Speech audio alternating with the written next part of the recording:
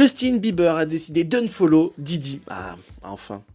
C'est fou qu'il ait mis autant de temps, tu sais, à unfollow Didi. Moi j'ai des ex, elles m'ont déjà unfollow alors que j'étais encore avec elles en prévision que quand elles vont me quitter, tu vois. C'est que tu vois qu'il a dû subir un truc tellement ouf en fait, qu'en fait il ose même pas, même par la distance, il est enfermé quoi, tu vois.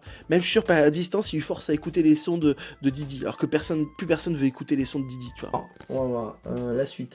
Parce que j'ai écrit quand même des trucs, hein. Ça se voit pas, mais...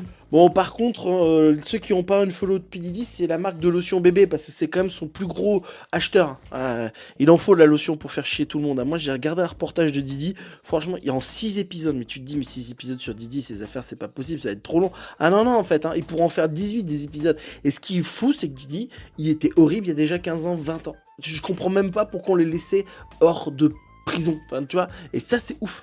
Tu sais, maintenant, le unfollow sur Insta, c'est une vraie arme. T'sais.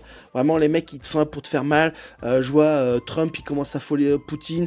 Poutine, il commence à follow Kim Jong-un. Macron, il commence à envoyer des dick pics aux Français. Enfin, voilà. Instagram, maintenant, ça devient l'arme ultime, en fait, pour casser les couilles à tout le monde. Et ça marche, hein. Bravo à eux. Bravo à eux. Puis en plus, je trouve que c'est tellement vain de se dire, tiens, je l'aime pas lui, je vais le unfollow. T'sais. Sachez qu'on en a rien à foutre. Unfollow. Allez, dis-moi ce que t'en penses en commentaire.